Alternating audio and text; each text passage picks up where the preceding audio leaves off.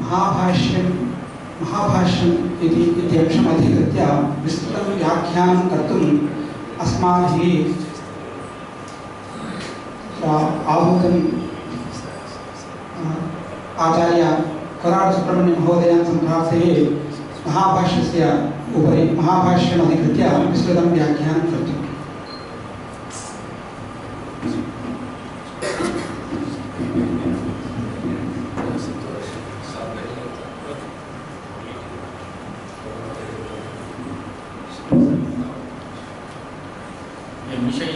संहासते शिव इति ब्रह्मेति वेदान्तिनः बौद्धा बुद्ध इति परमा प्रवर्तते नैयायिकाः अर्हन् नित्यथ जैनशासनरताः कर्मेति मीमांसकाः स्वयंभो विदधातु वाञ्छितफलं त्रैलोक्यनाथो हरिः।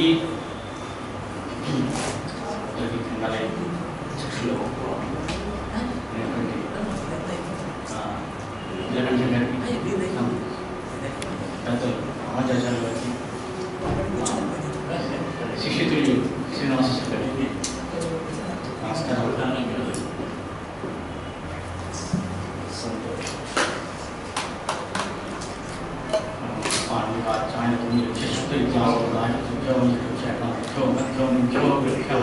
ఇవాళ తెలుగులోనే మాట్లాడమని చెప్పని నిర్వాహకులు ఆదేశించున్నారు. మన తెలుగులో మాట్లాడమని ఎవరో అడగారు.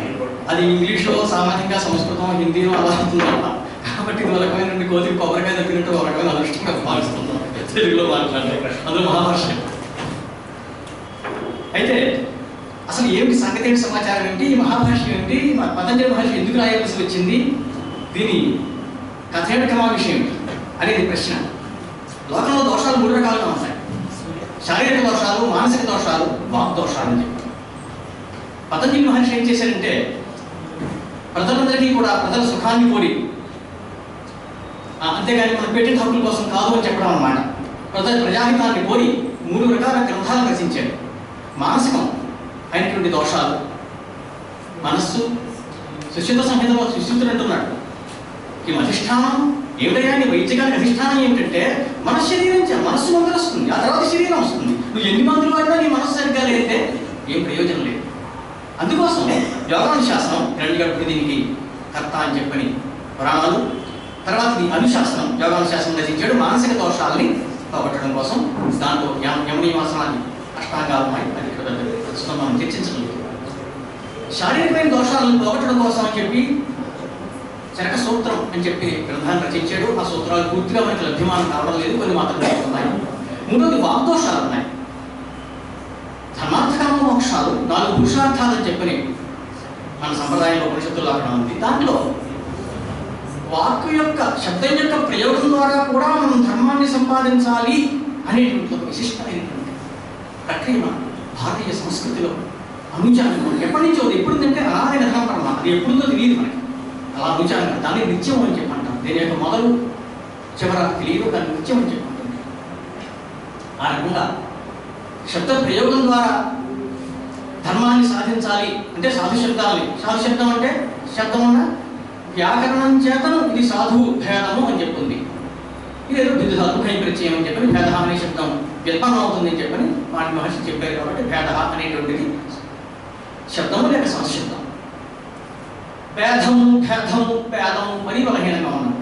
ఇలా ఈ రకంగా వేరే వేరే శబ్దాలు, అలాగే బాధ అని సాధు శబ్దం, బాధ, బాధ, బాధ ఎవరిష్టం వచ్చినట్టు వారు ఉచ్చరిస్తుంటారు.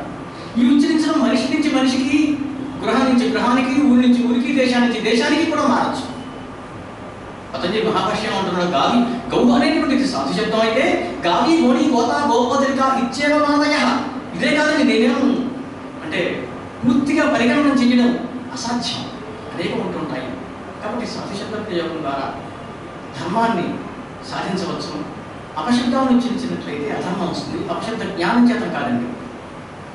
అపశబ్ద జ్ఞానం అంటే అధర్మం రాదండి. అలా అయితే భూయాధర్మ ప్రాప్తం అవుతుంది. అధర్మం ఎక్కువ అవుతుంది, అపశబ్దాలు ఎక్కువ తెలుస్తాయి, శబ్దాలు తక్కువ తెలుస్తాయి. కాబట్టి శాస్త్రపూర్వకమైనటువంటి ప్రకృతి ప్రత్యయాది జ్ఞానపూర్వకమైనటువంటి ప్రయోగం చేద్దాం, శబ్ద ప్రయోగం చేద్దాం, ధర్మం లభిస్తుంది. సిద్ధే శబ్దార్థ సంబంధే లోకతః అర్థ ప్రయోగే శాస్త్రేణ ధర్మనియమః క్రియతే. కృష్ణ కాధ్యాయం మొదలుగా అక్కడ ఈ రకంగా ఇతను మహాభాష్యం అనేటువంటి ఒక ఉద్గ్రంథాన్ని, దీనికి మూలం సంగ్రహము అని చెప్పి వ్యాడి అని పాణి మహర్షికి మేనమామ అని చెప్పడం విన్నాం. అడహ అంటే తేలుకొండి, విశిష్ట అడహ. తేలుకొండి వాడు బాగా పొదులుగా ఉన్న తేలుకొండి ఎలా ఉంటుందో అంతటి పొదిలింది అతని బుద్ధి.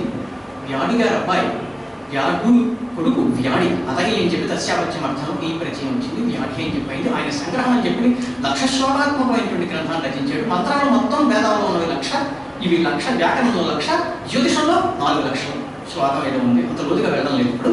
అయితే అవును మీరు మహాభాష్యం ఉంటున్నారేంటి? శాంకర భాష్యం ఉంది, శాపర భాష్యం ఉంది, న్యాయ భాష్యం ఉంది, శ్రీ భాష్యం ఉంది, అణుభాష్యం ఉంది, మధ్వ భాష్యం ఉంది. ఇన్ని భాష్యాలు ఉంటున్నారు. మీరు మహాభాష్యం, ఈ మహత్వం ఏంటి ఇక్కడ? ఎందుకు మహాశబ్దాన్ని మీరు విశేషంగా ప్రయోగిస్తున్నారు?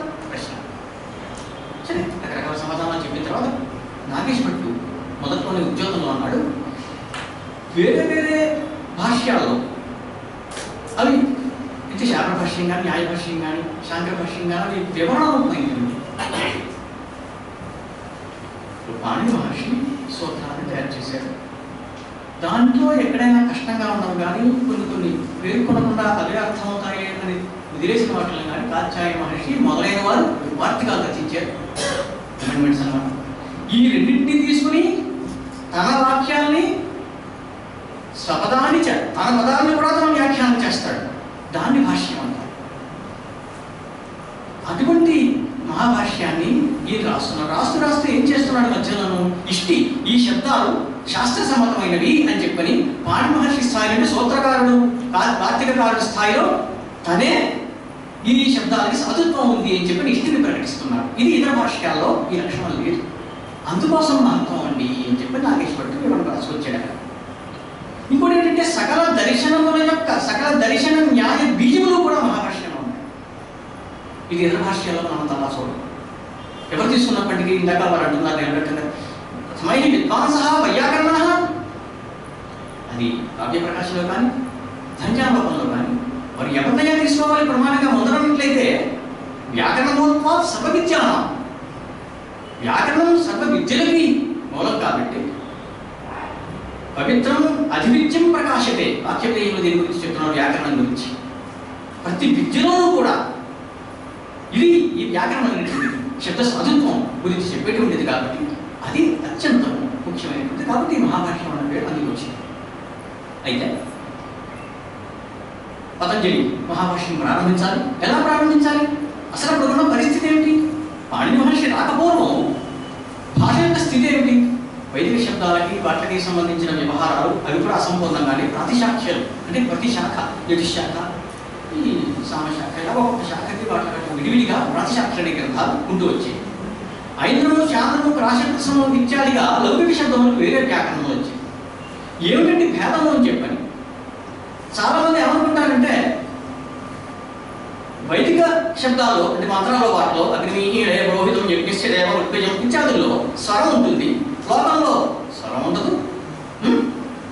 కాబట్టి ఈ తేడా రెండింటికి ఏంటంటే స్వరమే అని అనుకుంటారు చాలా మంది. అది తప్పండి. పాణి మహర్షి ఎక్కడా కూడా ఛందసి అనే అధికారం స్వర ప్రక్రియకి ముందర చెయ్యలేదు. అంటే స్వరం వేదంలోనే అని చెప్పలేదు. పై కొన్ని చోట్ల ఏం చేశాడు? లోకంలో ఠై వస్తే ఛందస్సులో టక్ వస్తుందని చెప్పి విధిస్తున్నాడు.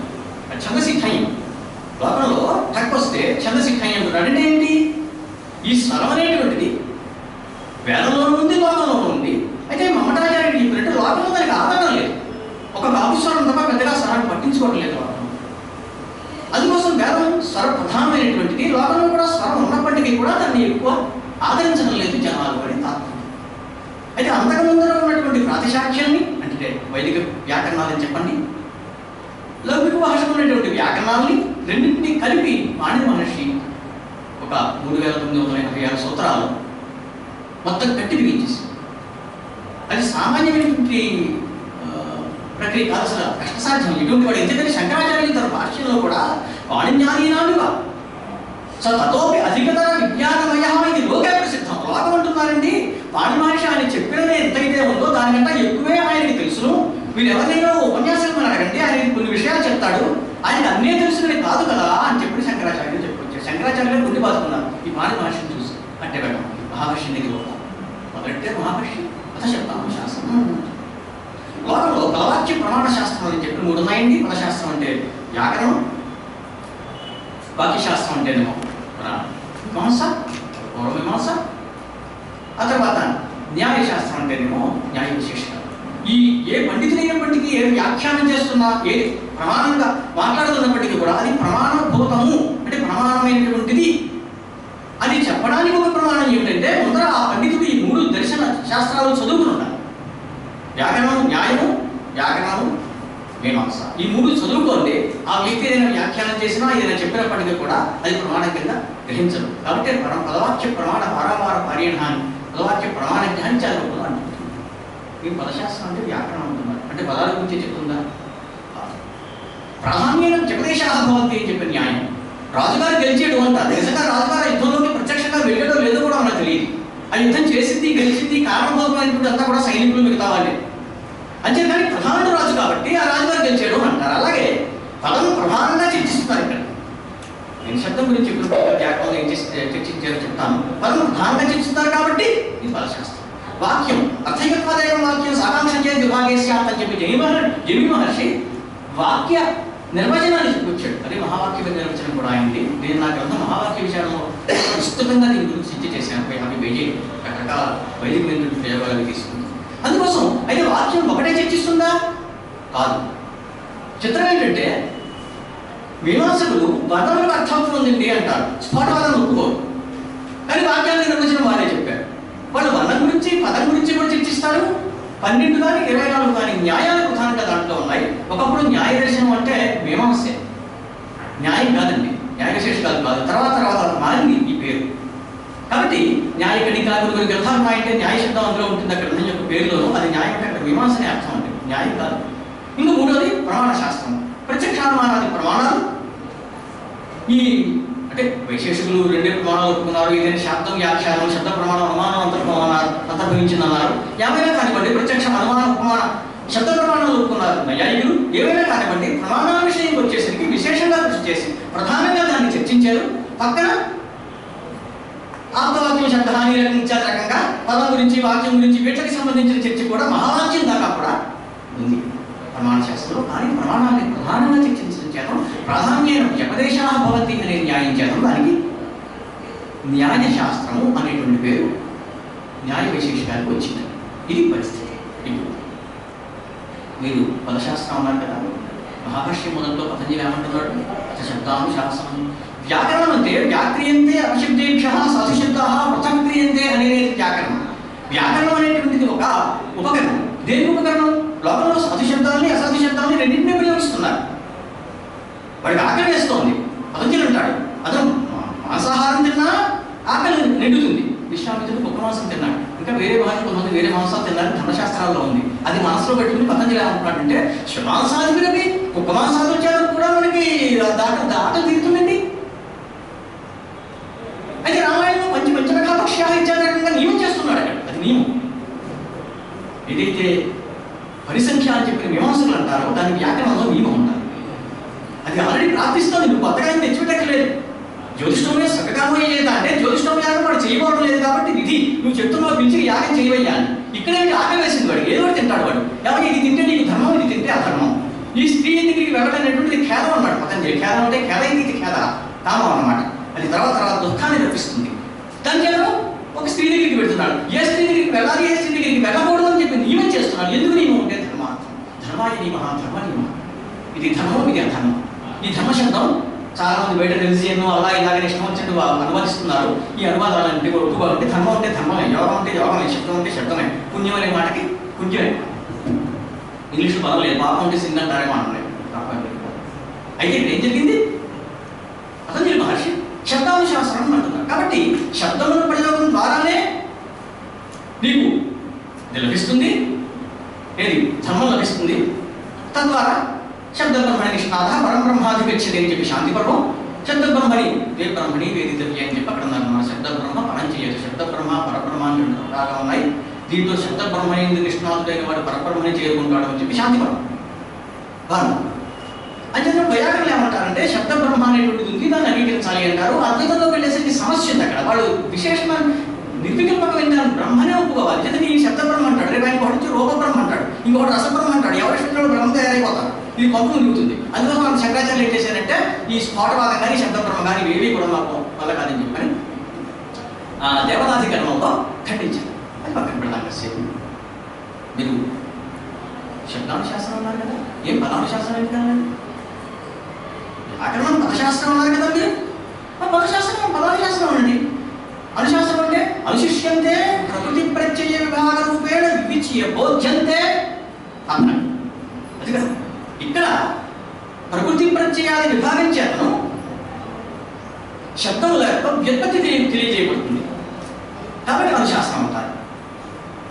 అందుకోసం సరే అనుశాస్త్రం శబ్దానికి అర్థం సమస్య లేదు అని శబ్దం దగ్గర సమస్య. శబ్దం అంటే ఇంగ్లీష్లో W క్యాపిటల్లో పెట్టి వర్డ్ రాస్తున్నారు. అసలు ఈ శబ్దం అనేటువంటిది తర్జుమా ఇంకో భాషలో తర్జుమా చేయడానికి సాధ్యపడినటువంటిది. ఎందుకు అని అడగండి. శబ్ద అనే దానికి ఎన్ని అర్థాలు మీద చెప్తాను. ప్రకృతి, వర్ణం, ప్రకృతి, ప్రత్యయం, పదం, వాక్యం, అవాంతర వాక్యం, మహావాక్యం, పరా, పశ్యంతి, మధ్యమ, వైఖరి, ఆ తర్వాత ఈ శబ్దం, ఆ తర్వాత రమణీయార్థ విభాగ శబ్ద కావ్యం, కావ్యం అనే శబ్దం ఉంటున్నాడు. ఇలాగా అనేకమైన ధాతువై శబ్ద పతంజలి మహాభాష్యం. కాబట్టి అనేకమైనటువంటి కనీసం 16-17 అర్థాలు ఉన్నాయి దీనికి. అటువంటి శబ్దాన్ని మీరు గురికి వర్ణం చెప్పి ఎలా మార్చేస్తారు నాకు అర్థం కాదు. శబ్దం అంటే శబ్దమే. ఏ యోగం అంటే యోగం అని చెప్పి మీరు ఉచ్చరించండి. లేదా ప్రపంచంలో యోగం అంటే అర్థమవుతుంది కదా. కర్మ అంటే మీరు నివసిస్తున్న మాట కర్మ అని శరీర అర్థం రాదు. నివసిస్ అంటే ఇంగ్లీష్లో అది పెద్ద గందరగోళం లేదు ఆ భాష. ఎందుకు కానీ కర్మ అంటే కర్మే, ఇట్ ఈస్ కర్మ అంటున్నాడు. అర్థమవుతుంది లేదా? అర్థమవుతుంది. అర్థం ప్రత్యాయిష్యాన్ని శబ్దం ప్రయోగించిదే. నేను అర్థం ఎదురవాడికి చేరవేస్తాను అనే ఉద్దేశంతో శబ్దాన్ని ప్రయోగిస్తాను.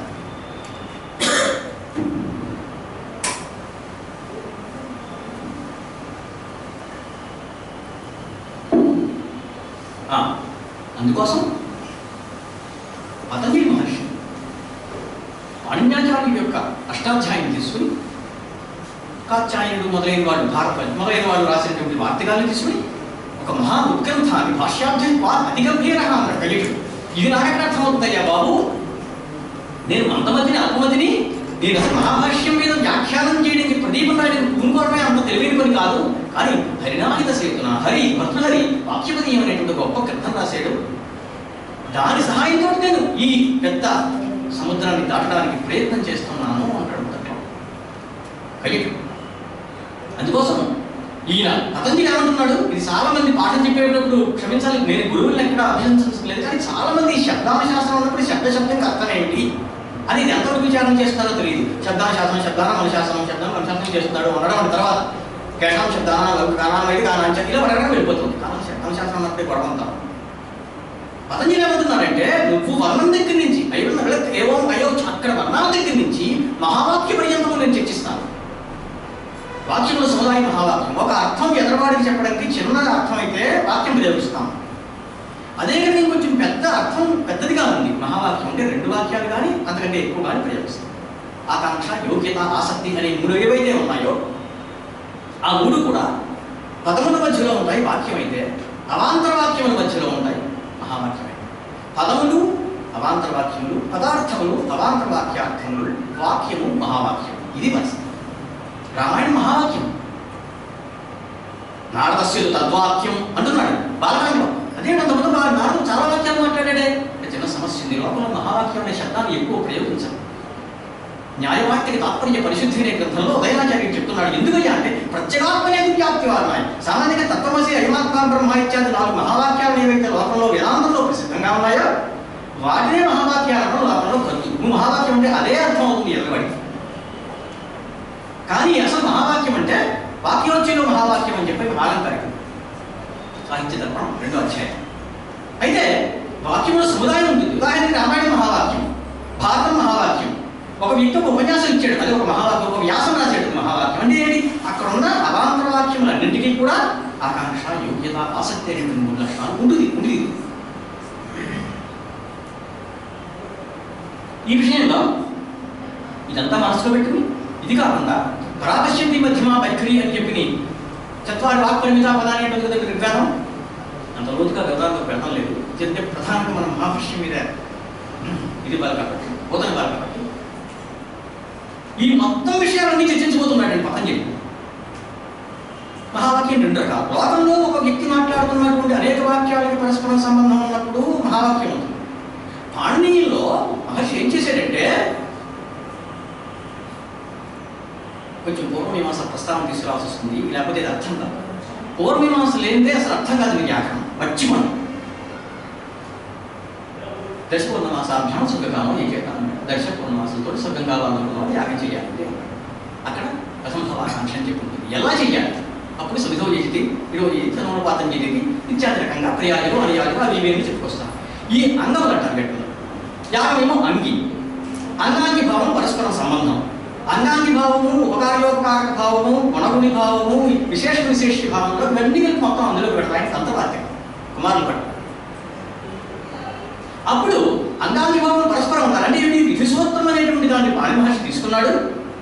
తీసుకుని సంజ్ఞ, పరిభాష, అధికార, అధిదేశాల సూత్రాలకు 5 సూత్రాలు, 6 సూత్రాలు కదా షడ్విధం సూత్ర లక్షణం. ఈ మిగిలిన 5 సూత్రాలు కూడా ఈ విధి శాస్త్రంకి అంగభూతం, అవయవములు లాంటివి. సంజ్ఞాశాస్త్రం కానీ, పరిభాషా శాస్త్రం కానీ, అధికార శాస్త్రం కానీ, అధిదేశం కానీ ఇవన్నీ కూడా స్వస్థలే వాక్యార్థ బోధ అజరగత్తే. స్వస్థలంలో వాక్యార్థం ఉంటుంది కానీ పూర్తి కాదండి, పూర్తి వాక్యార్థం కాదండి.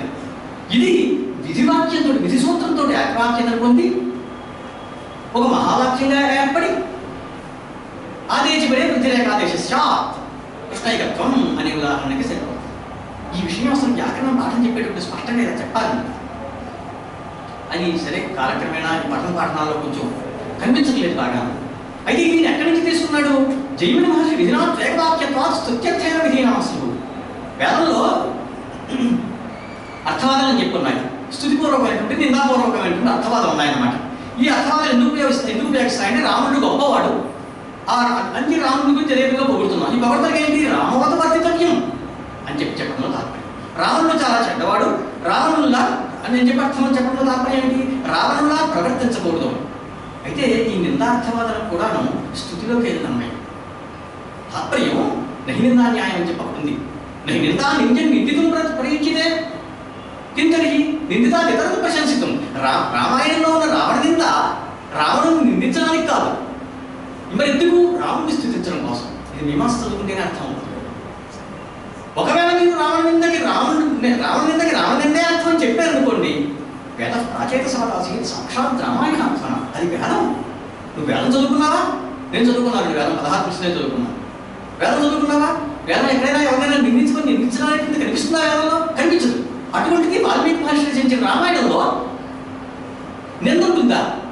మరి రావణుడు ఇలాంటి వాడు అలాంటి వాడు ఇది చేశాడు చెప్తున్నాడు కదా మహర్షి చెప్తున్నాడు, కానీ వాక్యార్థం మీద తాత్పర్యం లేదు. నువ్వు విషం తిను కానీ వాళ్ళ ఇంట్లో భోజనం చేయవు. విషం భుక్ష మాచాశ్చ గృహే భుక్తా. నువ్వు విషం తిను కానీ వాళ్ళ ఇంట్లో మాత్రం భోజనం చేయకోవాలన్నాడు. ఇక్కడ వాక్యార్థం తీసుకుంటే ఏమవుతుంది? నువ్వు విషం తిను, ఇంట్లో నిమిషం ఓ వాక్యం వచ్చింది, విషం తినేసాను. ఇంకా తర్వాత వాళ్ళతో భోజనం చేయడం చేయకపోవడం 2 లేవు, ఒకటే. అంతే కదా. కాబట్టి విషం తిని వాళ్ళ ఇంట్లో భోజనం చేయకున్నప్పుడు నువ్వు వాక్యార్థం తీసుకోకూడదు, తాత్పర్యం తీసుకోవాలి. తత్ వాక్యార్థ తస్మిన్ పరాహ ఆసక్త పరాదేశం భావస్ తాత్పర్యం ఆవేశాయి. వ్యాకరణ ప్రక్రియ కావాలంటే నా మాట కొంచెం వేగంగా అయితే మధ్యలో చేయొద్దని నేను తగ్గిస్తాను. నేను సామాన్యంగా అతి వేగం అంటే 200 పదాలు మాట్లాడతాను నిమిషానికి. అది నేను చాలా నియంత్రించుకుని కంట్రోల్ చేసి మాట్లాడుతున్నాను. ఇది కూడా వేగం అంటే ఇంకా తగ్గిస్తాను. చెప్పండి. విషయ బాహుల్యం ఉన్నట్టు చేద్దాం. గంభీరంగా ఉంటుంది విషయం. మీరేమన్నా వర్ణం దగ్గర నుంచి మహావాక్యం వరకు కూడా పాణి మహర్షి విభాషా సాకాంక్ష 3వ అధ్యాయంలో సూత్రం చెప్తాడు. 2 వాక్యాలు పరస్పరం స్మరస కృష్ణ కశ్మీరేషు వత్స్యామ తత్ర చర్తుం పాస్యామ అని చెప్పని అలా వస్తుందా గురువు వస్తుందా చర్చ కోసం అని చెప్పని ఆయన తీసుకొచ్చాడు. అక్కడ పతంజలి మహావాక్యం గురించి కూడా చెప్పాడు పాణి మహర్షి. దాన్ని విమర్శించాడు, చక్కగా వివరించుకొచ్చాడు కూడా అట్టి పెట్టాడు. కాబట్టి శబ్దానుశాసనం అన్నప్పుడు శబ్దశబ్దం ఎందుకు పెట్టాడంటే ఇన్ని విషయాలు దీంట్లో ఉంటాయి కాబట్టి కేవలం పదాలే కాదండో అని చెప్పడం కోసం పదానుశాసనం అనకుండా శబ్దానుశాసనం అన్నాడు. ఇది ఉంటే చాలా సంగ్రహంగా చెప్తానండి. ఇది విస్తృతంగా చెప్పాలంటే ఉదాహరణలు ఇస్తూ ఒక్కదానికి చాలాసేపు పడుతుంది. ఎందుకునే ఉన్నాడు కేశాం శబ్దానం. అదేమిటి? శబ్దానుశాస్త్రాలు దగ్గర ఉన్నాయి కదా, ప్రాతిశాఖ్యాలు ఉన్నాయి. ఇక్కడేమో ఆయన నుంచి ఆనందంగా రాసికొచ్చిన ఇవి ఉన్నాయి. మళ్ళీ మీరు కొత్తగా మొదలెట్టేది పాడి మహర్షి గారు ఖాళీగా కూర్చున్నాడా ఏంటి? చిచ్చి నాటింది అసలు అలాంటి పని చేయడం చేస్తున్నాడంటే వాక్ సంఘటన వాక్ కోసం చేస్తాడు.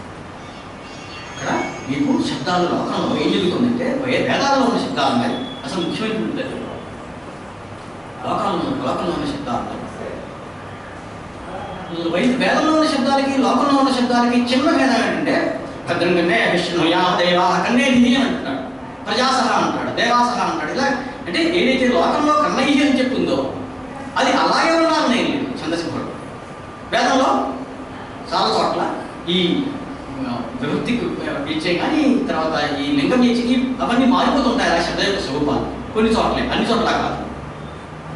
అయితే అకృత్యధికరణంలో పూర్వమీమాంసలో అన్నాడు శబర శాస్త్ర భాష్యంలో శబరస్వామి ఏవ లౌకికా శబ్దా తయేవ వైదికా తయేవ తేషామర్థాః. ఏమంటే మీ లోకంలో ఈ శబ్దాలు అయితే ఉన్నాయో అవే లోకంలో వేదంలో ఉన్నాయండి, అవే అర్థాలు కూడా. అంటే అర్థం విషయంలో ఎక్కడ సమస్య లేదండి.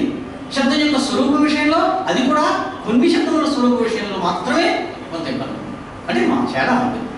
అంచేత వైదిక భాషని లౌకిక భాషని రెండింటినీ, వైదిక లౌకిక శబ్దములని ఉభయం రెండింటినీ కూడా తీసుకుని పాణి మహర్షి ఒక గొప్ప వ్యాకరణాన్ని రచిస్తున్నాడు. అది ఆయనలో గొప్ప. అందుకోసం ఏమంటున్నాడు మొదట్లో మహాభాష్యం వైదికానా లౌకికానాంచ. వైదిక శబ్దములు కూడా లౌకిక శబ్దములే అయినప్పటికీ బ్రాహ్మణులంతా వచ్చారంటే వశిష్ఠుడు కూడా వచ్చాడండి అన్నాడు. వశిష్ఠుడు కూడా బ్రాహ్మణుడే కదా, వశిష్ఠుడు ప్రధానుడు కాబట్టి కొంచెం విశేషంగా ఉంది కాబట్టి వైదికానా అని కూడా చెప్పారన్నమాట. అందుకోసం వైదిక శబ్దములకి లౌకిక శబ్దములకి కూడా ఈ వ్యాకరణం వర్తిస్తుంది అని చెప్పడం ఒక శబ్దాలంటే నువ్వు కాకులు అరుస్తుంటాయి, అవి కూడా శబ్దాలే. ఆయన ఒక వీణ వాయిస్తున్నాడు, ఆయన వెండి దానం చేసి కుట్టాడు క్రితం జన్మలో, కాబట్టి సంగీతం బాగా వస్తుంది చక్కగా. ఆ వెండిని మధురం తేనెతో అభిషేకం చేసి కుట్టాడు కాబట్టి కంఠాది బాగుంటుంది, సంగీతం మీద కలుగుతుంది. వెండి దానం చేసి కుడితే అందంగా పుడతాడు. ఇలా రకరకాలైనటువంటి పౌరానికి వచ్చిన ఏమైతే వీణ వాయించుకున్నాడు. ఆ శబ్దాలకు కూడా పాణి మహర్షి గారు ఏమైనా నువ్వు వీణ వాయించినప్పుడు ఆ శబ్దాలు కదా దానికి అర్థం ఇదిగా చెప్తున్నాడు. చిచ్చి అలాంటి కాదండి. కాబట్టి కాకభాషికములు కానీ వీణాది శబ్దములు కానీ వాటిని కానీ కాకుండా లోకంలోనూ వేదంలోనూ ఏవైతే శిష్టుల చేతను ప్రయోగింపబడినటువంటి శబ్దం అంటే శిష్ట ప్రయుక్తమే. ఎక్కడైనా సరే ఆ శిష్టులు ఎవరిలో ఉంటే ఆర్యులని, దీని గురించి 6వ అధ్యాయం 3వ భాగం 109వ సూత్రంలో ఋషోదరాది యథోపదిష్టం అనే సూత్రంలో పతంజలి పెద్ద చర్చ చేశాడు.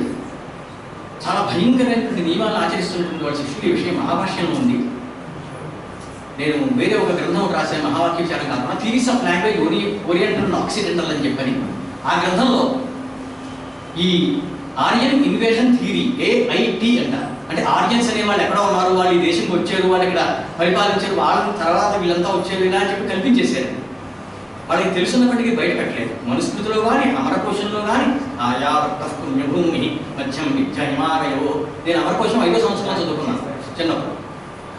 అమరకోశంలో ఉంది, మనుస్మృతిలో ఉంది, మహాభాష్యంలో ఇంకా స్పష్టంగా ఉంది. శిష్టులంటే ఎవరయ్యా అన్నప్పుడు విద్య హిమాలయ పర్వతాలకు మధ్యన ఆ తారకవరం కురుక్షేత్రంకి ప్రయాగికి మధ్య ఉన్నటువంటి ప్రాంతం ఆర్యావర్తం అని చెప్పి చెప్పబడుతోంది. అక్కడ ఉన్నటువంటి విశేషంగా అక్కడ బ్రాహ్మణులు చాలా జాగ్రత్తగా భాషని కాపాడుతున్నారు. వాళ్ళు కుంభిధాన్య కుంభ్యామయ ధాన్యం చేశాం. వాళ్ళు చిన్న ఉకే పాత్రలోనే బియ్యం ధాన్యం పెట్టుకుంటారు, ఆహారం కోసం ధాన్యం పెట్టుకుంటారు, ఎక్కువ నిల్వ ఉంచుకోరు. మన వాళ్ళైతే మన వాళ్ళకి ముందు వాళ్ళకి ఎలా వేసి పెట్టున్నారు, అసలు పోల్చలే ఎవరిని వేళ పచ్చికుండా అసలు కుంభిధాన్య అలోల్వాహ. అంటే ఏదైనా ఆశతోటి ఇలాంటివన్నీ విభూతి పెట్టుకోవడం, లేకపోతే కాషాయస్త్రాలు వేయడం, స్వామిగా అనిపించుకోవడం, ఇవన్నీ దేనికి బాబా అనిపించుకోవడం, ఇవన్నీ దేనికి ఈ రోజుల్లో ఆకర్షణ. వచ్చి వాళ్ళంతా కూడా నమస్కారం పెడుతుంటే ఇది మానసికమైనటువంటి బలహీన.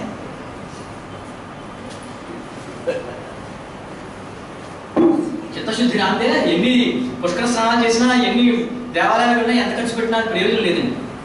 ఎదురు నమస్కారం కట్టకపోతే మీకు పాపం వచ్చేస్తుంది కర్మ. ఎవరైనా శాలువా కప్పకపోతే చాలా కప్పితే బాబా సెట్ ఎక్కేస్తున్నాడు. శంకరాచార్యులు అంటున్నారు శంకర భాష అధ్యాస భాష్యంలో ఏమండి పండితుడికి పశువుకి తేడా ఏముందండి అని. శంకరాచార్య పశ్వాదిభిశ్చ అవిశేషాత్తు, పండితుడికి పశువు కంటే తేడా ఏముందండి అన్న. అదేంటంటే పండితుడికి పశువుకి తేడా ఏముందంటే బాబు అంటారు. చాలా నీకు సన్మానం చేస్తున్నారు, చెందుతున్నారు అని చెప్పని తెలిస్తే ఇతను బాబా సెట్ ఎక్కేస్తారు. వద్దు అంటే గంట విరిగిపోతుందంటే ఇంకా వాళ్ళు పట్టుకోలేరు. కాదు నీ గురించి విమర్శిస్తున్నారు వాళ్ళు, నువ్వు చెప్పిన ఉపన్యాసం బాగుండలేదు కదా, ప్రమాణబద్ధం కాదు కదా, రాసిన గ్రంథంలో దోషాలు ఉన్నాయంటే పరిగెత్తి పారాయణం. ఒక బో ఉంది, పచ్చగడ్డి చూపెడితే పరిగెత్తికి వస్తుంది. లగుడహస్తం దృష్టి చేతిలో కర్రను చూసి అయ్యమ్మ అంత ఆలగిష్టి పరాగితే అజ్జ బాబాయ్ నేను పక్కన వస్తానని చెప్పిన ఆవు ఆవు బయటికి వెళ్ళిపోతాం. పండితుడికి పశువుకి ఇదే సామ్యం. పొగుడుతున్నారు అంటే ఆ అమ్మాయి ఇంకేముందని నేను చెప్పిన స్థితధీరు మునివిచ్చేది అర్థమయ్యేది. వాడు ఒకసారి నేను విమర్శించవచ్చు, మానవమానాలు ఉంటాయి. తపస్సన్న శబ్దంకి అర్థము ద్వంద్వాతీత, మానవమానములు, కష్టసుఖములు, ఆరోగ్య అనారోగ్యములు ఇవన్నీ ఉంటూనే ఉంటాయి. ద్వంద్వం వీటికి అతీతంగానే ఉండడం ఒక ఎత్తు అయితే, చాంద్రాయణము కృష్ణాది వ్రతాలు చెప్పే ధర్మశాస్త్రాలు, ఆ వ్రతాలు ఆచరించడం కూడా తపస్సనే అంటారు. రెండింటికి తపస్సు అనే శబ్దంగా అర్థం ఉంది. యోగాన శాస్త్రంలో మొదటి ద్వంద్వాది సహనం. అదే అంటున్నాడు ఆయన, స్థితప్రజ్ఞ నీకుందా అంటున్నాడు. ఒకరు దూషించాడు, పాపం తెచ్చుకో, నిన్ను ఎవరో ఆహ్వానించలేదు ఉపన్యాసం, నిన్ను ఉపన్యాసం అని పిలవలేదు, నీకు శాలువా కప్పలేదు, నీకు ఏంటిదే పద్మశ్రీయ అవేవో ఉన్నాయి కదా, వాటి రేటు కూడా పెట్టేసే కొంతమంది, అవేవో నీకు ఇవ్వకపోతే నీకు కోపం వచ్చేస్తుంది, ఇంక నీ ఆరోగ్యం ఎందుకు బాగుంటుంది? సుశ్రుతం, మనస్సు ప్రధానం. ఇందుకు వచ్చాడు. వైదికానాం లౌకికానాంచ వైదికాస్తావతు తావత్ ప్రథమః. ముందుగా మేము వైదిక వాడతాడు. వైదికంలో ఏం చేస్తున్నాడు ఈయన పైపడాల శాఖీయుడు, అథర్వవేదం. కాబట్టి చందో దేవి రవిష్టయే అని చెప్పి అథర్వవేదం నేర్చుకుంటున్నాడు. అయితే సరే మిగతా కూడా అగ్నివీల పురోహితం ఈ మొదటి వాక్యాలు 4 వేదాల నుంచి ఇచ్చుకొచ్చి లౌకికా ఖల్వపి లౌకికమైనటువంటి పదములు కూడా తీసుకున్నాడండి పాణి మహర్షి.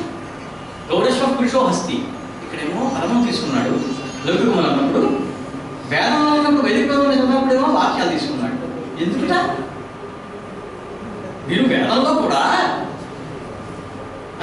ఇదే ఇషేత్వా పూజ్యేత్వా ఎవరు ఇషేత్వా అని తీసుకోని 2 పదాలు తీసుకో, షణ్ణోదేవి అని తీసుకో, అగ్నివీడెక్స్ ఇలా పదాలు తీసుకోవచ్చు కదా. పూర్తి వాక్యాలు అక్కడ తీసుకుని ఇక్కడ పదాలు మాత్రమే ఎందుకు తీసుకున్నాడు లోకంలో అని అంటే, సంస్కృత భాషలో వృద్ధిరాదైత్య సూత్రంలో మహాభాష్యంలో పతంజలి చెప్తున్నప్పుడు ఈ పదములు మామూలుగా ప్రయోగిస్తారండి. తత్ర యథాయథం అభిసంబంధ భవతి, వాటికి సంబంధం ఆటోమేటిక్గా ఆకాంక్షను బట్టి వాటి బట్టి వచ్చేస్తుంది. పాత్రమాహార ఆహార పాత్రం పాత్రమాహారైంది, ఆహార పాత్రం అని అనండి, పాత్రం ఆహారాన్ని అటు ఇటు ఎటైనా చెప్పండి పర్వాలేదు. అంటే ఏంటన్నమాట, పదముల యొక్క ఈ క్రమం ఉందే, ఈ పదాన్ని ఇక్కడ ప్రయోగించాలి, ఈ పదాన్ని ఇక్కడ ప్రయోగించాలి అని చెప్పని వర్డ్ ఆర్ట్ అంటాం ఇంగ్లీష్లో, అది లేదు సంస్కృతం. కాబట్టి నువ్వు క్రియాపదం వల్ల చెప్పు, నామవాచి పదం తర్వాత చెప్పు, నామం ముందు చెప్పు, అది తర్వాత చెప్పు. అస్థి సమస్త నగరీ నిక్షాయమాన శిష్యు నగరీ పన్యాలతో మొదలవుతుంది దశమాన చిత్రం. అస్థి మొదలు ఎత్తుకున్నాడు. అలాగే ఏదైనా మొదలు పెట్టి ఏదైనా తర్వాత పెట్టచ్చు. కానీ వేదంలో ఏమవుతుంది, అగ్ని ఈ లయ పురోహితం అలాగే తప్ప ఈ లయకం పురోహితం ఇలాగ మన ఇష్టం వచ్చింది అలా మార్చుకోవద్దు. అందుకోసం వేదంలో ఉన్నటువంటి మంత్రాల క్రమం ఏదైతే ఉందో ఆ పదముల యొక్క క్రమం మార్చడానికి వీల్లేదు, అది అలాగే ఉండాలి. అంటే మన ఇష్టం వచ్చిన పదాల యొక్క స్థానాన్ని మార్పు చేయడానికి వీల్లేదని చెప్పడం కోసం వాక్యాల ఉదాహరణ ఇచ్చాడు. ఆ తర్వాత లౌకిక భాషలో మాత్రం పదమాల ఉదాహరణ ఇచ్చేం చేసేదంటే ఒక భయంకరమైనటువంటి ప్రశ్న ఎత్తుకున్నాడు. కాబట్టి నాకు నేను ఎన్నింటికి మొదలెట్టానో నాకు గుర్తులేదు, క్షమించాలి. 11 అర్థగంట సరే. అయితే ఇప్పుడు నెక్స్ట్ సమయం విషయంలోకి వచ్చి నేను ఖచ్చితంగా ఉంటాను, ఎదరాల సమయం తీసుకోవడం నాకు ఇష్టం ఉండదు. ఇప్పుడు 10 నిమిషాలు 12 అయింది, 12 నేను ముగించేస్తాను, ఎంత చెప్తాను. సరే,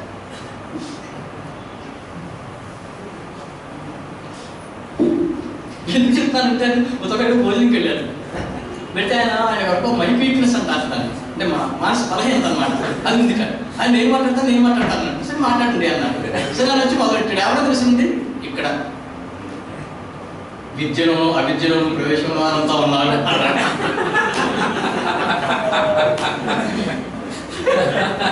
క్షమించండి, ఆయన ఎలక్ట్రిసిటీ బోర్డు ఎందుకు పనిచేసాడు, కానీ విద్య అవిద్య మిథ్య పెద్ద పెద్ద పదాలు ఏది వేదాంతం ఆ క్లాస్ లెవెల్లో మాట్లాడతామని చెప్పి మొదలెట్టాడు.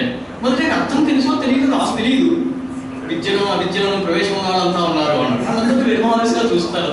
ఒక ఆయన 36 ఆయన నడిపించి మీకు ఆయన మాకు అర్థమైంది అన్న తెలియదేంది అన్నాడు.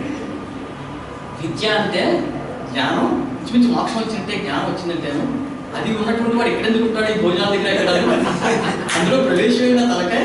ఇంకా అవిద్య మన ఆవిడ ప్రవేశం వేరే ప్రవేశం పరీక్ష వ్యాసనం ఆవిడ తక్కువ ఉంటాం, మనం ఉన్నదే దాంట్లో మరి అదేంటి అలా చెప్తాడు అన్నాడు. అతని గురించి ఆలోచించలేదు అందుకోసం ఏంటంటే సరే. తర్వాత ఏం చేశాడంటే భయంకర ప్రశ్న ఎత్తుకున్నాడు పతంజలి. ఏమని అసలు గౌరవించుకున్న శబ్ద చూడండి, అసలు ఫండమెంటల్ చాలా సామాన్య మీరు గౌహ అంటున్నారు కదా, గౌహ అనేది శబ్దమే కదా. అవును, ఆ శబ్దం అన్నప్పుడు మీరు ఏది శబ్దం అంటున్నారు, దేదంటున్నారు? అంటే ఈ శబ్దం చేత చెప్పబడేటువంటి వస్తువు ఏదంటున్నారు మీరు? శబ్దానికి అర్థం ఏమిటని అడుగుతున్నాడు. గౌహ అన్నప్పుడు ఏది అంటే అన్నాడు, కింయతత్ సహస్రాసానుకూలతో పురాణ విషయాన్ని అర్థరూపం శబ్ద. మీరు గౌహ అన్నారు కదండి, నాకు అక్కడ ఒక పెట్టలు, ఏదో కొమ్ములు, గంగడోలు, ఈ శరీరం, ఇవి ఉన్నటువంటి ఒక వస్తువు కనబడుతుంది. దాన్ని మీరు శబ్దం అంటున్నారా? నేర్చా ఇదినా అవి ఆ కొమ్ములు, గిట్టలు, తోక అవన్నీ ఉందని నేను శబ్దం అనలేదండి. ఎందుకని? అది ద్రవ్యం. అది ఒకవేళ అదే కనుక శబ్దం అనున్నాడు మాట అయితే నేను అసలు ద్రవ్యానుశాసనం అని ఉండేవాడిని, అసలు శబ్దానుశాసనం అని ఉండేవాడిని కాదు. ఒకటి. రెండోది ఏమిటి? శబ్దానుశాసనం, శబ్దం ఏమిటి? వినపడేటువంటి. ద్రవ్యం ఏమిటి? కనపడేటువంటి. అదేమో చెవులకి శ్రోత్రానికి విషయం, ఏది? శబ్దం. ఇదేంటి? నేత్రములకు విషయం ద్రవ్యం. కాబట్టి ఈ రకరకాల అవయవముల యొక్క సన్నివేశమైనటువంటి ఒక పదార్థం మీరు కనబడుతున్నట్టున్నారు కదా, అది మీరు అంటున్నారా? అవి దాన్ని ద్రవ్యం అంటారండి. అయితే శబ్దం గౌహ అంటే అది కాదన్నమాట. అందులో నలుపు, తెలుపు, ఏవో కొన్ని రంగులు కనబడుతున్నాయండి, దాన్ని మీరు శబ్దం అంటున్నారా? అవి కాదండి, అది గుణం అంటారండి. దాన్ని గుణం అంటారు. నేను గుణాశాస్త్రం లేదు, శబ్దానుశాస్త్రం అన్నాను. నేర్చా ఇది నా అలా నేను చెప్పలేదు.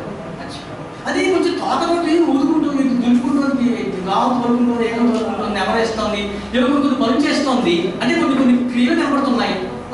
మీరు చెప్పినటువంటి ఏ గోవు అయితే ఉంది దాంట్లోనూ వాటిలో మీరు శబ్దం చేత వ్యవహరిస్తారా? గౌహ అంటే ఎలా అర్థం? అది ఇవే కాదండి, క్రియామానస, దాన్ని క్రియ అంటారండి. అది క్రియ. నేను క్రియానుశాస్త్రం అని చెప్పలేదు, శబ్దానుశాస్త్రం అన్నాను. ఓహో సరి. అది ఒక్కటి ఉందండి చర్చ చెప్పలేదు. అంటే మీరు ద్రవ్యం కాదన్నారు, గుణం కాదన్నారు, క్రియ కాదన్నారు, అది ఒకటి మాత్రం మిగిలింది. ఎంత భిన్నేషు అభిన్నం చిన్నేష్వచ్ఛన్నం సామాన్యభూతం సచద్ద. ఇప్పుడు ఇక్కడ వైశేషులు కూడా చెప్తుంటారు అన్నమాట. ఏదైతే అన్ని రెండు విషయాలు చాలా ప్రధానమైనటువంటిదండి. మొత్తం ప్రపంచం ఏ విషయాలైతే మనం పాణనీయులు, మహాభాష్యులు ఈ రకంగా చర్చిస్తున్నామో ఇవి సార్వత్రికమైనవి. సార్వత్రికం అంటే అర్థం ఉందా? కేవలం సంస్కృత భాషకేమో ఈ భాషకు పనిపించే కావండి. మొత్తం ప్రపంచంలో మీరు ఏ భాష అయినా ఎత్తుకోండి. అంటే మీరు తెలుగులో, ఇప్పుడు నేను గోవు అన్నాను తెలుగులో, గౌహని సంస్కృతం అన్నాను, మీరు ఇంగ్లీష్లో గౌ అని చెప్పండి, గా అని చెప్పండి హిందీలో, నాకు అభ్యంతరం లేదు. కానీ ఇదే పరిస్థితి. అంటే వీటిని ఏమంటారన్నమాట, యూనివర్సల్స్ అని అంటారు ఇంగ్లీష్లో. అంటే అన్ని భాషలకి, అంటే భాషా సామాన్యానికి పనికొచ్చే విషయాలు, కేవలం సంస్కృత భాషకు కాదండి. అటువంటి గోకులు ఉన్నాయి, వాటిలో యోగ ప్రధానమైనటువంటి చర్చ అన్నమాట. ఇదేమిటన్నట్లయితే గోవును చంపకూడదు అన్నాడు. గోవుని చంపకూడదు అన్నాడు. ఎందుకు గోవుని చంపకూడదు? ఒక గోవుని చంపకుండా పక్కన పెట్టేశాడు. మిస్టర్ కిల్మోర్ అనే వర్తనం ఉన్నాడు, మాకు తెలుసున్నట్టు. అతని పేరు కిల్మోర్. అలా చంపుతూనే పెడుతుంటాడు, అతను అదే ఉద్యోగం. ఆయన ఏం చేశాడు? ఒక గోవుని చంపకూడదు. గోవు అంటే కౌవే కదా, ఆ కౌని పక్కన పెట్టేశాడు, మిగతా చంపుకుంటూ పోతాను అన్నట్టు. అయితే బాబాయ్ కొంపని పోతే కూడా చంపకూడదు అన్నాడు. అదేంటి? గోవు అంటే గోవు జాతి అర్థం, క్లాస్ మొత్తం గోవు, ప్రపంచంలో ఉన్న గోవుల్లో ఏ గోవులు చంపకూడదు. అచ్చా, అంటే గౌ అనే శబ్దానికి మీరు గోజాతిని అర్థం చెప్తారా? చెప్తాను. ఓ గోవుని తీసుకురా, గోవుని తీసుకురా. ఎందుకు గోవుని తీసుకొస్తాం? అదే ఇప్పుడే గౌ అనే శబ్దానికి అర్థం ప్రపంచంలో ఉన్న అన్ని గోవులు అని చెప్పావు. ఇప్పుడే ఏమంటున్నావు? మళ్ళీ నువ్వు ఒక గోవుని తీసుకురావాలా, ప్రపంచంలో అన్ని తీసుకురావడం సాధ్యపడదు, చూపించడం చోట్లేదు అంటావు. అదేంటి అసలు? గౌ అనే శబ్దానికి అర్థం ఏంటి? జాతి అంటావా, వ్యక్తి అంటావా? అసలు వాళ్ళ బుద్ధి ఎంత పెడుతుందంటే, ఎంత సూక్ష్మంగా పెడుతుందంటే, అసలు ఏం మాట్లాడుతున్నావు, నీ మాటకు అర్థం ఏంటి? శబ్దార్థ పరిచయం గురించి యోగాశాస్త్రం చేసుకుని గమనిస్తాను. అంత ముందట మాట ఉపోద్ఘాతం అంటాం. అలా కాదండి. ఇప్పుడు గౌహనికు ద్రవ్యం ఉంది, ద్రవ్యాన్ని ఆశ్రయించుకుని తెలుపు, నలుపు మొదలైనటువంటి గుణాలు కానీ, కూర్చోవడం, పడుకోవడం, నిద్రపోవడం ఇత్యాది క్రియలు కానీ, ఆ తర్వాత జాతి అనేటువంటి ఒక విశేషమైనటువంటి ఇది కానీ లక్షణంగా ఉంటుంది. జాతి అంటే ఏంటంటే దేని తస్యభావస్థలం అని చెప్పి పాణి మహర్షి సూత్రం రాశారు తద్దితలో. అలాగే గ్రంథాల్లో కూడా భావ తామ్రాధిపతికార్థం తాత్వర్థం ప్రచక్షతే సానిధ్యా సా మహాన్ ఆత్మా తామాహుస్పతలాదయ. ఇది వాక్యవదీయం, పదకాండ, జాతి సముద్దేశం. ఏమండి ఆచార్యుడు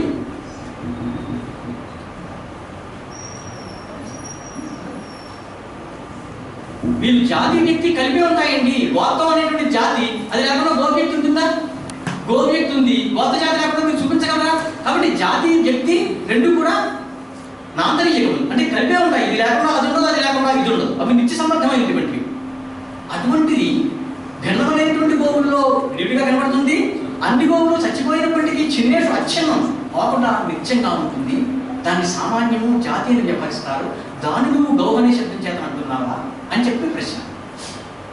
గౌచిత్రక శబ్ద అంటే అంత అర్థంలో మాట్లాడుతున్నాడు. సరే, ఆఖరికి వచ్చేసరికి ఏనోచ్చారికైన శాస్త్రాలు ఆందోళన కపుడ విషాణినాం సంప్రత్యయో భవతి స శబ్ద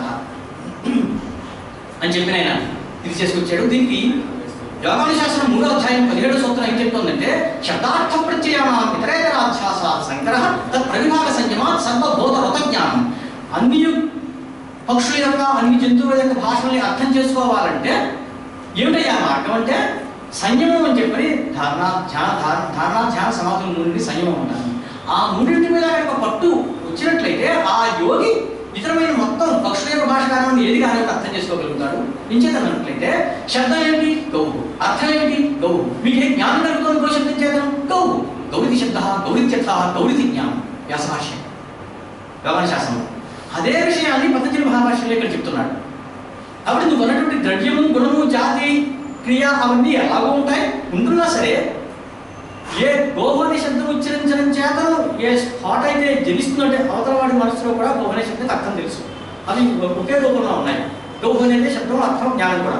ఈ శబ్దాలు వైఖరితో వెళ్ళి వాడి మెదడులో ప్రవేశించి అక్కడ అంతకు ముందర సిద్ధంగా ఉన్న గోహనే అర్థాన్ని మేలుకొలుపుతాయి. స్ఫుటిదే స్పాట్. ఆ స్పాట్ అనేటువంటిది శబ్దం అండి. లేకపోతే ఏమవుతుంది? గగన పుష్పం అన్నాడు, ఆకాశ పుష్పం. ఆకాశ పుష్పం అనేటువంటిది మరి లోకంలో ఉంటుందా? ఉండదు. ఉండకపోతే పద్ధతి పాడి మహర్షి ఏమంటున్నాడు? అర్థవత అధాతు అప్రత్యయ ప్రాతిపదికం. అర్థం అంటుకుంటే ఆ శబ్దంకి ఏ అర్థం? వ్యాకరణంలో సర్వత్రా కూడా బౌద్ధార్థాన్ని తీసుకోవాలి. ఈ బౌద్ధార్థాన్ని మనస్సులో పెట్టుకుని ఈ పాడి మహర్షి వ్యాకరణం రచించాడు. ఈ విషయాలు చాలా విస్తృతంగా మా మహాభాష్యంలో చర్చించారు. కాబట్టి ఈ సంకలమైనటువంటి శాస్త్రాలలో కూడా న్యాయ బీజములు ఏవైతే ఉన్నాయో ఇంకా అనేక విషయాలు కొన్ని వేరున్నాయి. మహాభాష్యంలో పాఠే మహారాజ్యంలో పాఠే. జ్ఞాని మా అబ్బాయిని మా అమ్మాయిని ఏం చదివించాలనుకుంటున్నాను? మహాభాష్యం చదివించండి, లేకపోతే మహారాజ్యం పాలించమని. మరి ఇంకా మిగతా అదే అనవసరం ఉండదు. లేదు గోదావరి ఏముంది అందులోనూ ఉంటాయి. మహాభాష్యం అంటే బుద్ధి మంచి పదులు పడుతుంది అన్నమాట. ఏమిటి మీ సంగతి సమాచారం అంటే నిలబెట్టి మాట్లాడడం. చర్చించడం అంటే అని చర్చించాలి. ఆ స్థాయిలో సామాన్యం చర్చించలేడు. ఇందులో అనేకమైనటువంటి విషయాన్ని శాఖ భాష్యం, శాపర భాష్యం, ఇతర చోట్ల న్యాయ భాష్యం పట్ల అన్నింటిలో కూడా దీంట్లో అనేక విషయాలు మిగతా చోట్ల నాకు వేరే వారు భోజనంకి సమావేశం కాల భోజనం అని సూత్రం అండి. ఏది చరటి సూత్రం. ఒకే కాలంలో నువ్వు భోజనం చేయలే, నీకు 60% రావాలి. ఆ కాలం పాటించట్లేదు జనాలు, ఇష్టం వచ్చినట్టు చేస్తున్నారు. వేగ సంధానం కొంతకాలం అయితే అనారోగ్యాలకి అంటే ఆపుకోవడం, టాయిలెట్స్ నిద్రని వీటిని ఆపుకోవడం కొంతకాలం అయితే, ఈ సమయానికి భోజనం చేయకపోవడం కొంతకాలం. మరి సమయానికి భోజనం ఇబ్బంది అవుతుంది కాబట్టి మనం పంపించాలి. కాబట్టి ముగించేయమని చెప్పి వారు ఆదేశించారు. తదనుగుణంగా నేను నాకు అవకాశం ఇచ్చినందుకు వ్యవస్థాపకుడికి, ఆ తర్వాత మీరు కూర్చొని శ్రద్ధగా విన్నందుకు మీ అందరికీ నేను ధన్యవాదాలు తెలుపుతున్నాను.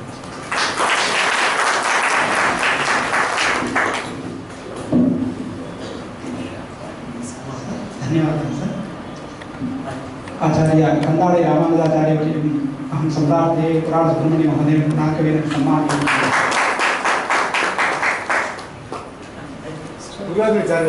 सर श्रीवास्तव దగ్గర ప్లీజ్